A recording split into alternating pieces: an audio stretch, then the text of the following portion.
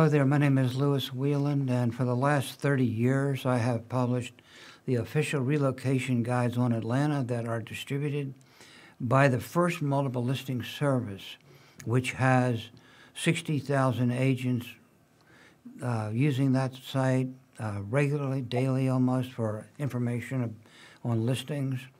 And basically, I have 4 publications for Atlanta, one for the metro area, one for Gwinnett, one for North Fulton, and one for Cobb. They're all published with the name First Multiple Listing Service on the masthead. They're distributed to all the brokerage firms to give them out to people looking to buy real estate, residential or commercial.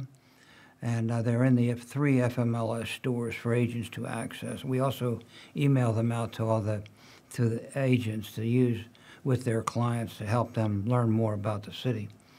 I'm also a commercial agent with KW Commercial. If I can help you with any of your real estate needs, my email address is lou@louwieland.com, LOU@LOWIELAND.com. Again, my website is atlantacommunityprofiles.com. If you missed any portion of this show, it is on this program will be on my website, atlantacommunityprofiles.com. And if you are an agent and you're watching this and you're not receiving my weekly emails of the shows, please let me know, lou@louwieland.com, and I'll put you on the list to receive our shows every week.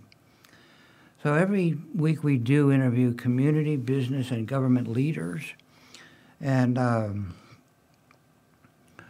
they're designed to help you understand a lot more about our city. Actually, we are the largest metro area, the 8th largest metro area in the nation, and growing fast. So there's a lot to learn about our city. It's surprising that we are growing so fast. We are also of 19 of the top 500 corporations, 34 of the top 1,000 companies headquartered here. So it's quite a growing and large city. Anyway, today my good friend Lynn Dempsey, who's the chairman of the Board of Commissioners for the Georgia Real Estate Commission, is working with me to help me interview our guest, Cedric Matheny. Is that the right pronunciation? M-E-T-H-E-N-Y. Is that Matheny or Matheny? Matheny. Matheny, okay. Matheny, yes. So, Cedric Matheny and Lynn Dempsey. Lynn and I have, last year we talked about talking to people on this show who exemplify all of the principles that the commission tries to role model, which are honesty, integrity, character, morals, and values.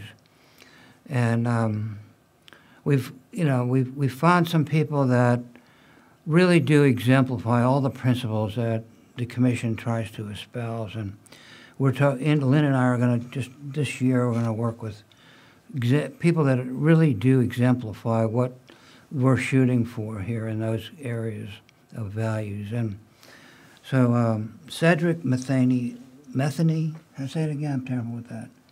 Matheny. Okay. Is on the Board of Commissioners and does exemplify those role model characteristics. And Cedric, I know you're extremely successful. You're vice president and principal of T. Dallas Smith Company, which is the largest tenant rep firm in the country, and tenant and corporate services rep for black tenant rep firms and tenant firms in the country, and certainly in the in Atlanta. And Cedric, I am a commercial agent, and I was at the Commercial Board of Realtors luncheon where your boss, T. Dallas Smith, spoke as his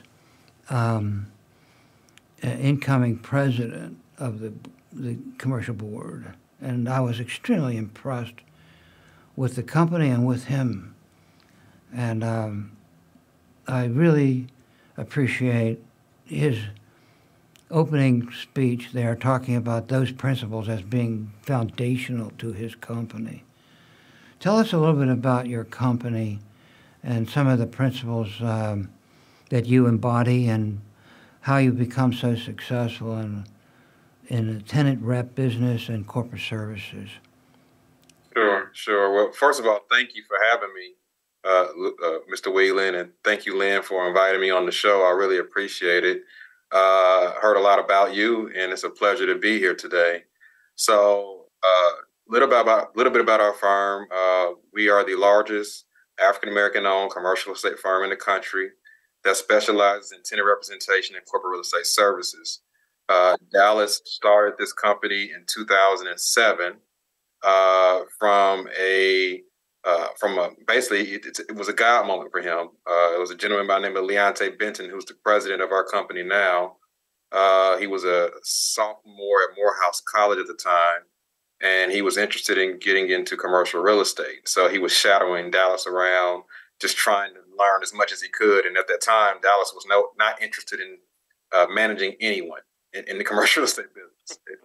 However, if you get a chance to hear Dallas's story, you'll understand why it was a God moment, because it was a moment during his interaction with Leonte where he saw himself in Leonte at that age. And he said to himself, that was me when I was this age, trying to get into commercial real estate, and there was no one who looked like me that would help me. Now I have the opportunity to help this young man like no one else did for me when I was his age. So that's the premise and story behind the birth of T. Dallas Smith and Company. I got into I've always wanted to be in commercial real estate as long as I can remember coming out of high school. So my journey, predates the start of this company. However, I too didn't have the guidance or the relationships to really navigate this thing called commercial real estate. And so, I was blessed to be introduced to Dallas early on in my career.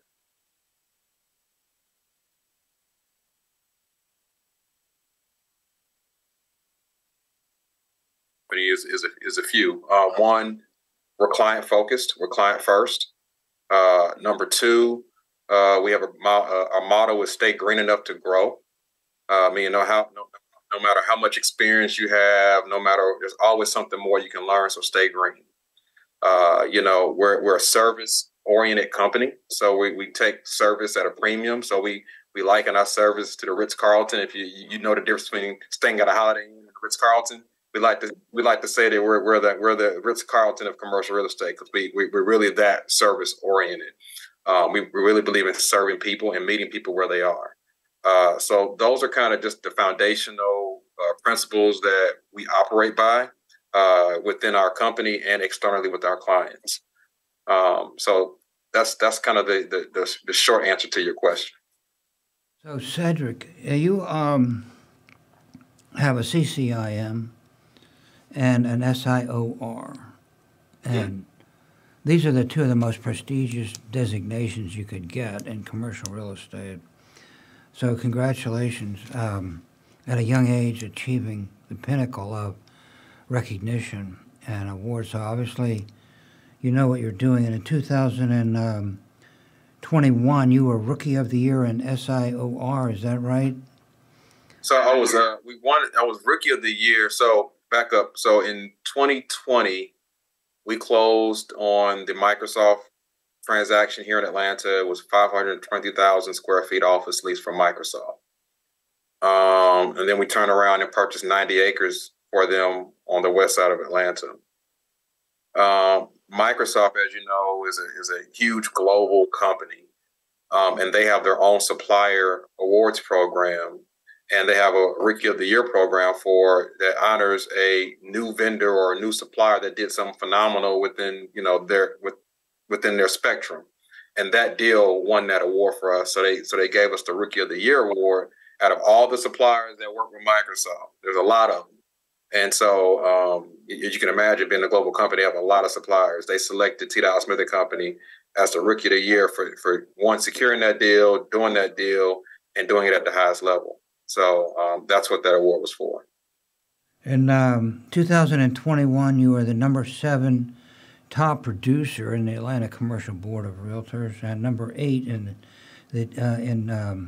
office and tenant leasing. So congratulations on that. What's the secret to your success? You're 38 years old, young guy. My son is older than you, and a lot older actually. What is your success at a young age? What is the secret to your success? I don't know if it's a secret. I mean, it's to me, it's stuff it's readily accessible. I have this conversation with folks all the time. They talk about that it factor, right? You know, some people have it, and it can be described as that grit, that perseverance, that aggression to say, I'm going to get something done no matter what. So to me, my secret sauce is just really common. It's just hard work. I grew up, in a family that worked. Saw my dad as a hard worker. If we got goals or things that need to get done, we do what we got to do to get them done. So my mentality is really simple. It's just having goals, having a to-do list every day, and attacking that to-do list every day. And over time, if you're consistent with your to-do list and they're online with your goals, over time you will be successful. So for me, it's been very methodical. You know, in my goals, I had a goal early on when I first said I wanted to be in commercial real estate. I don't know. I use basketball now. That's my first sport, and I play basketball. And it's certain players I identify with. Like I identify with Michael Jordan, Kobe Bryant. I look at Deion Sanders. I look at these guys, and Muhammad Ali's of the world. I look at this different Tiger Woods. I look at all these great athletes, and I always look at them and think, what do they all have in common, right? What do they all have in common to make them great? And one of the things they always say is it's just a mentality, that it's the focus that they have, the drive that they have to win and be the best at what they do. And I feel like I'm kind of the same way, but in commercial real estate. So I'm the type of person, if I'm going to do something, I want to do it at the highest level. So for me, it's just in me to I'm not just going to just do it just to do it. I'm going to do it because I want to be the best. And that's always been my mentality. So when you see the CCIMs and SAORs, that was a goal. I said, you know what? This is what I need to do to get there. These are the things I need to do. And I just set out on a mission on every day, and I did it. So I wouldn't say it's a secret sauce. I feel like anybody can do it if you set your mind to it. It's just a matter of just setting goals, setting your task, and just attacking it every day. So I approach real estate profession the same way as an athlete would approach basketball or football. I take that approach. If I need to go learn something new, I have no problem taking the time to go learn something new and then come back to the table and say, all right, here's the new tool that I learned. Here's something I picked up along the way that can help me serve my clients better, help me to be the best real estate professional I can be. So the concept of being a role model is very important to Lynn, I know, and finding people who are good role models for other people coming into our industry and for people who've even been here for a while. How do you look at that concept as a role model for other people in our industry? I feel like it's very important, especially, being a young African American in this business. African Americans in commercial real estate make up less than 3% of the entire industry. And one of our missions is to expose as many people that look like me to this industry, to increase that diversity number in commercial real estate. So being a role model is a part of that. It's being an example. So that folks that don't know about commercial real estate, that haven't, I'll give you an example. This morning, this is the perfect example. This morning, my son's in first grade. He's 6. And today I was the mystery reader this morning at my son's school, first grade, right? And so I chose 2 books. I chose one book on Black history. It was like a little just thing about Black history. And I chose another book about real estate. And the book was called Robert the Real Estate Investor. And I read this book about Robert the real estate investor to a bunch of 6-year-olds this morning. And let me tell you, and I asked the question, does anybody know what real estate is? And some kids raised their hand. They said, oh, that's my house. That's an office building. They started naming this stuff out. And some kids had never heard of real estate before. So when I was leaving the classroom this morning, the teacher pulls me to the side and says, you just gave me a bunch of vocabulary words I got to explain now to the kids, because they never heard this stuff before. They just saw these pictures, but they were talking about it after I left. So when I say exposure, all I want to do is really plant seeds and let other folks like me, or just anybody who's interested in commercial real estate, to say, hey, he did it. Here's how he did it.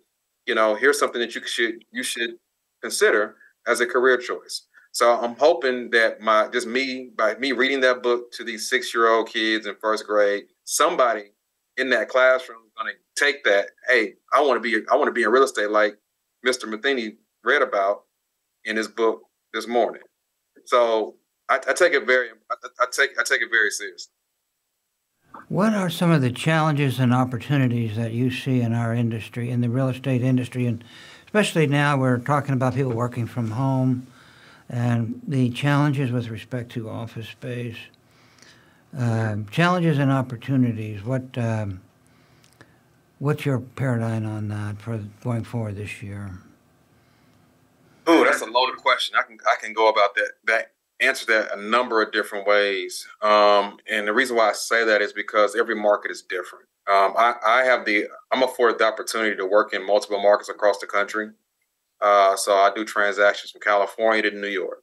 And so, like, for example, if you were to look at the San Francisco office market right now, they're doing the worst probably in the country. When just before COVID, they were probably the top 2, top 3 office market in terms of just rental rates and occupancy in the country.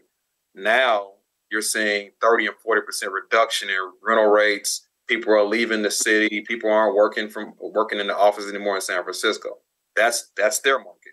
You compare that market to Atlanta or LA or some of these other markets. Markets are kind of, in Atlanta, we're in a kind of a bubble. I think I attribute that to our wonderful governor, keeping us in business during the COVID times. But for the most part, we haven't had that dip as much as San Francisco.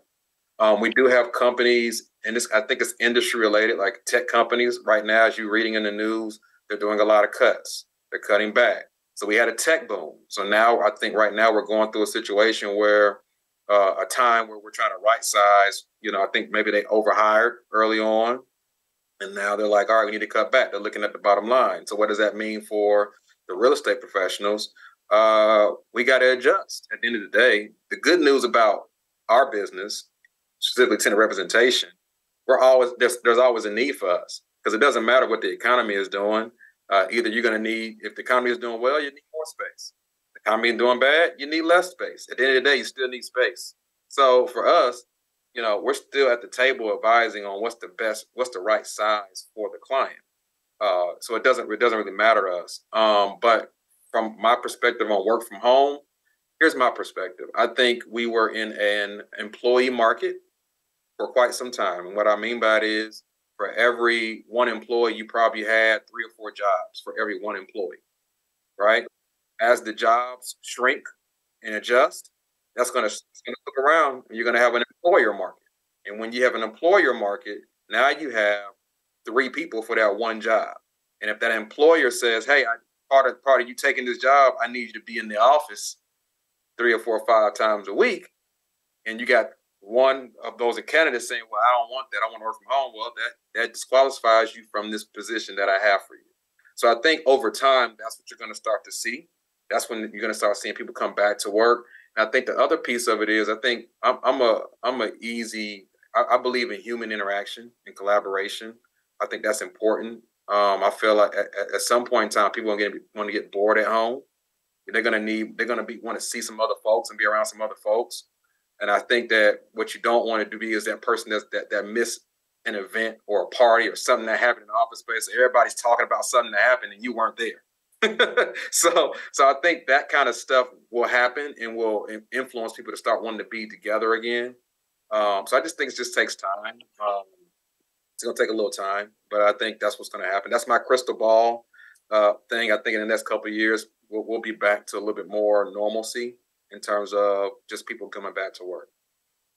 Lynn, let me ask you a question. You asked Cedric to come on the show because you thought he was a outstanding young man. I can see that he is, and that he's a role model. How did you? What's your paradigm on Cedric in terms of as a role model for our industry? Well, I had the privilege of sitting down with Cedric when the governor made the appointment for him to be on our commission. I didn't know Cedric. I didn't know his history, but I knew he must be outstanding to get that appointment. So we sat down and we talked, and I began to realize how, as he was in the banking business early on in his career, and of course he was exposed to real estate, he was exposed to big deals, he was exposed to the Atlanta market.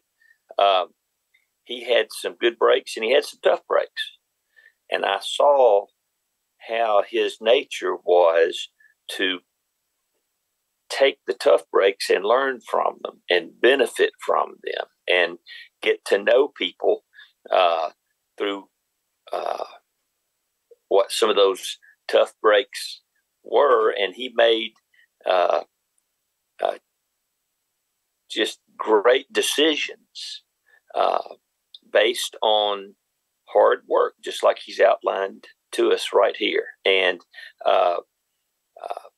the first meeting he joined us with, everybody was just wow, because he absorbed what was going on so quickly. It was evident he'd studied, he had asked questions, he knew what he was getting into prior to getting into it, and being prepared. He's prepared. He wanted to know what was expected of him, and he got into the game ready to play. And I just really, really impressed me. And so we're so blessed to have him on our commission, his perspective. Not many people have seen what he's seen of the Atlanta market. People think of real estate a lot of times more in terms of their houses and this and that, but he's looking on it in such a large scale, and that is so important to us to understand the market. And it's important for our commissioners to understand what the market is, not only locally, but throughout the Southeast. And now Georgia is, we're playing nationwide, just like Cedric's referring to. And when you look at our ports, our airport, our interstates, we're a player. So I just am so proud to have him on board, part of our team, and a part of our team that is leading. And as you talk about what's important to us on our commission, we want to be leaders. We want to be in touch with where we've been, where we're headed, and a team like Cedric's a part of and a leader in is very important to our real estate commission. We want to be a leader, and I think we've got a team that is leading right now, and that puts us in line with what our state is doing, Lou. We're leading. Cedric, you mentioned that you travel around the country, or you work with companies around the country. And I wanted to get your answer to a question that's important to me as a citizen of our great state, and also important to Ambassador Andrew Young, who was on my show recently.